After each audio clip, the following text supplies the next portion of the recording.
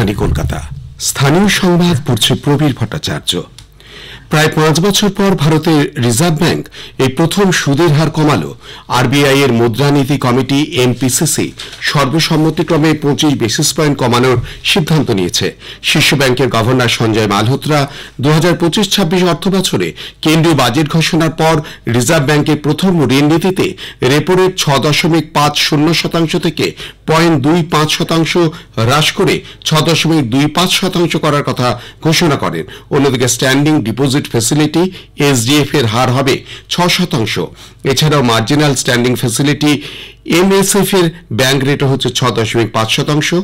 শীর্ষ ব্যাংকের গভর্নর নতুন নীতি ঘোষণা করে বলেন, The MPC unanimously decided to reduce the policy rate by 25 basis points from 6.5% to 6.25%. Consequently, the standing deposit facility, the SDF rate shall be at 6.0% and the marginal standing facility rate and the bank rate shall be 6.5%.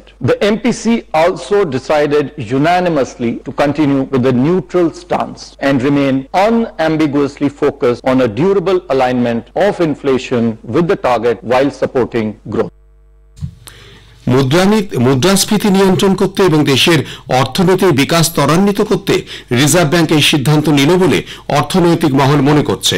উল্লেখ্য, মুম্বাইতে RBI এর মুদ্রানীতি কমিটির 3 দিনের বৈঠক আজ শেষ হয়েছে।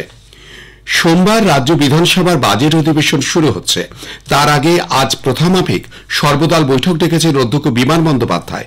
অধ্যক্ষের ঘরে বৈঠক শুরু হয়েছে, তবে বিরোধী বিজেপির কোনো বিধায়ক বৈঠকে যোগ দেননি। উপস্থিত রয়েছেন আইএসএফ বিধায়ক নওশাদ সিদ্দিকী। উচ্চ মাধ্যমিক শিক্ষা সংসদ, পড়ুয়া, অভিভাবক ও বিদ্যালয়ের শিক্ষক শিক্ষিকা সহ বিভিন্ন আবেদনের ভিত্তিতে আরো 2 দিন অনলাইন পোর্টাল চালু রাখার সিদ্ধান্ত নিয়েছে।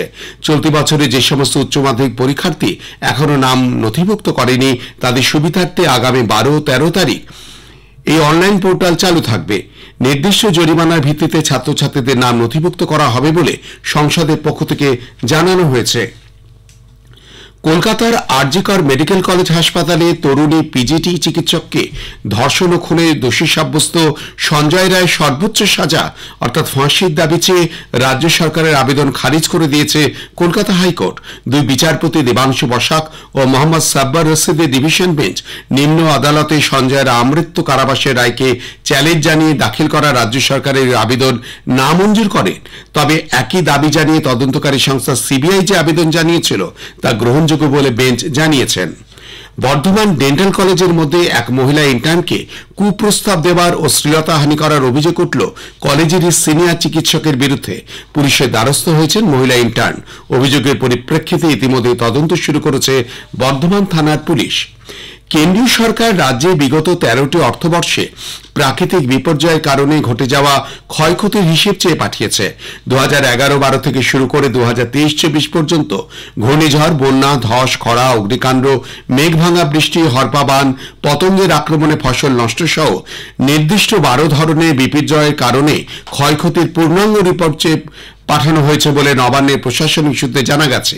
এই সময়কালে প্রাকৃতিক বিপর্যয়ে মানুষ, গবাদি পশুর মৃত্যুর সংখ্যা, ঘরবাড়ি নষ্টের পরিমাণও রিপোর্টে উল্লেখ করতে বলা হয়েছে। মুর্শিদাবাদের জলঙ্গিতে ভারত বাংলাদেশ আন্তর্জাতিক সীমান্তে অবৈধ অনুপ্রবেশের অভিযোগে 7 বাংলাদেশিকে গ্রেপ্তার করেছে পুলিশ। গতকাল অভিযান চালিয়ে সীমান্তের সরকারপাড়া এলাকা থেকে ওই 7 জনকে গ্রেপ্তার করা হয়। মালদার রতুয়ার হলদিবাড়ি গ্রামে বোমা বিস্ফোরণের ঘটনায় গ্রেপ্তার তৃণমূলের বুথ সভাপতি সহ 3 সক্রিয় তৃণমূল কর্মী। তাদের তৃণমূলের উপপ্রধানের বাড়ি থেকে পুলিশ গ্রেপ্তার করেছে বলে খবর। মুর্শিদাবাদে সুতির অবসরপ্রাপ্ত এক শিক্ষিকাকে পদ্মশ্রী পুরস্কার পাইয়ে দেবার নাম করে তার কাছ থেকে 44 লক্ষ টাকা নেওয়ার অভিযোগে সুতি থানার পুলিশ এক স্কুল শিক্ষককে গ্রেপ্তার করেছে। মোহাম্মদ হাসানুজ্জামান নামে ওই শিক্ষক সুতি থানার বাজিতপুর অঞ্চলের শেখপুরা প্রাথমিক বিদ্যালয়ে শিক্ষকতা করতেন। সুতির ঔরঙ্গাবাদ এলাকার অবসরপ্রাপ্ত শিক্ষিকা জয়নুর বিবিকে পদ্ম পুরস্কার ও তার 2 ছেলের চাকরি রেশন ডিলার পাইয়ে দেবার নাম করে দফায় দফায় 44 লক্ষ টাকা হাতিয়ে নেয় ওই অভিযুক্ত। পুলিশ তদন্ত করে 42 লক্ষ টাকার হদিশ পায়। ধৃতকে আদালতের নির্দেশে পুলিশে হেফাজতে নিয়ে তদন্ত শুরু করেছে সুতি থানা।